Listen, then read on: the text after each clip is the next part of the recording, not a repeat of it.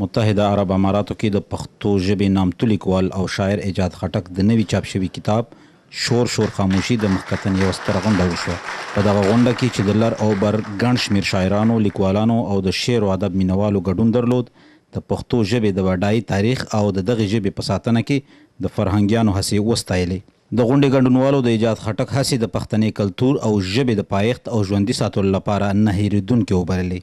او شور شور خاموشي کتاب د پښتني ادب د پرمختګ او د مسافرو د ژوند او کړاوونو یو مثال وباله. نزار یوسفزي د ټولو پښتنو څخه وغوښتل چې خپل اتلان او د پښتو ژبې خادمان وستایي او د هغوی هڅې د خپل راتلونکي نسل لپاره یو مشعل وګرځوي.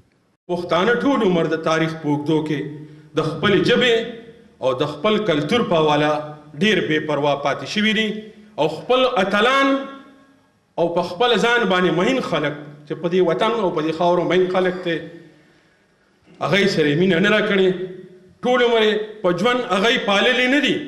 ما د سهار راهیسې په دې کې فکر کوو چې شور شور خاموشي نو بس تاسې مطلب صحیح ډېرې معناوې فکر ته راتلې.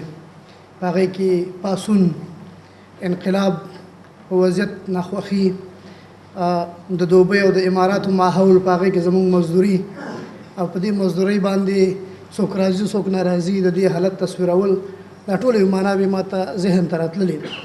موږ د هغه چا د کتاب د مخکتنې دستوره کوو چې ټول عمر دلته د پښتو پروګرامونه کړي دي، پښتانه راغونډ کړي دي، د پښتنو شاعرانو او ادیبانو قدر یې کړی دی، هغوی نازولي دي، د هغوی د کتابونو مخکتنې کړي دي. نو نن ډېره د خوشحالۍ موقع ده چې موږ د هغه شخصیت د کتاب د مخکتنې دستوره کوو.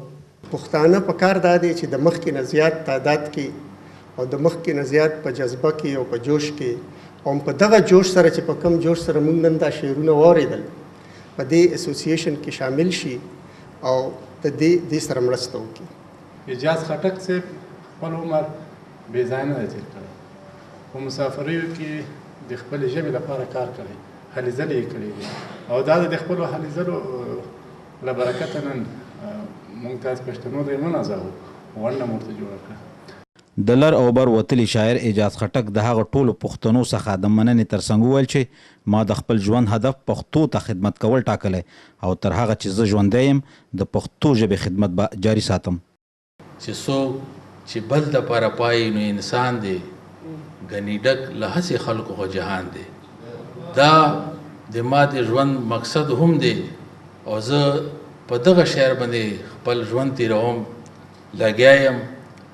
خو اگر چې که د ما عمر د 55 نه اوړېدلی ده خو ځان اوس هم راته ډېر ځوان ښکاري او دغې پښتو زه اوسه پرې ځوان ساتلی یم. د غونډې ګډونوالو د پښتنو سوداګرو څخه وغوښتل چې د خپلو مسؤلیتونو سره سره باید د پښتنو شاعرانو، لیکوالانو او هنرمندانو د هڅونې لپاره خپل رول ولوبوي تر څو پښتو ژبه نه یوازې په سیمه بلکې په نړیواله کچه د یو مقام څښتن شي. نسیم پښتون، شمشاد تلویزیون، دوبۍ.